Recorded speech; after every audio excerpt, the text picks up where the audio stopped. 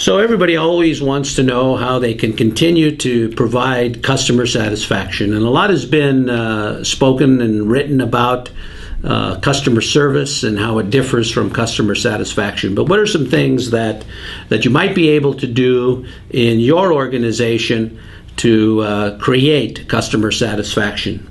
So let me give you a few things to think about. First of all, you always want to make sure in your schedule that you have time for face-to-face contact with your customer.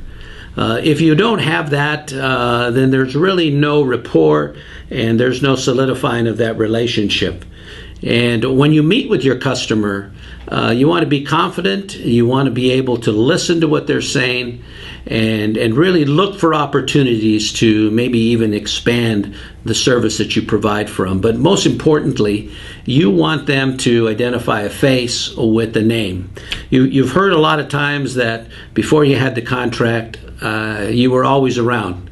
But now that you have the contract, I don't see you as much. So that's an area that can help you to create customer service. The other thing is, how promptly do you respond to messages? Your customer sends you a message, an email, leaves a voice message on the phone. Do you put it aside and get to it when you feel like it?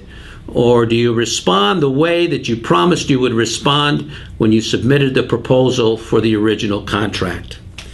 And the other thing is, how informed do you keep your customers? Do you tell them about the growth of your company? Do you tell them about the training programs that you've started to implement? Maybe a new piece of equipment, and maybe not particularly on their site, but on another site that will eventually help you to provide a better quality of service. By informing your customer, you're helping them to get that comfort zone. And then, of course, that equals satisfaction. And when you meet with your customer, do you treat them as just another customer, or do you treat them as someone who you really appreciate that you're able to do business for?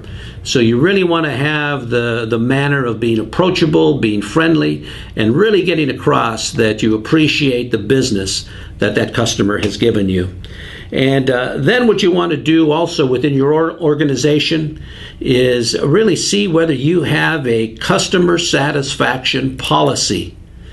In other words, the person who answers the phone, to the person who goes out and corrects the problem, to the follow-up. Is there a written policy within your organization? Because if there is, then that's the guideline that you want to follow.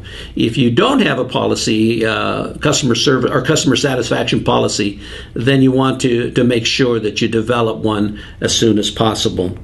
And the other thing is, to sum this all up, is we really want to be proactive. We don't want to wait for the customer to call us. We want to take the initiative. Because when we take the initiative, that's a positive situation. Usually if the customer calls us, he's not calling us to tell us what a great job we're doing, although they do that sometimes. If we get a call from the customer, it's usually about something negative. So let's be proactive. If you do these things, then you're going to be really creating customer satisfaction.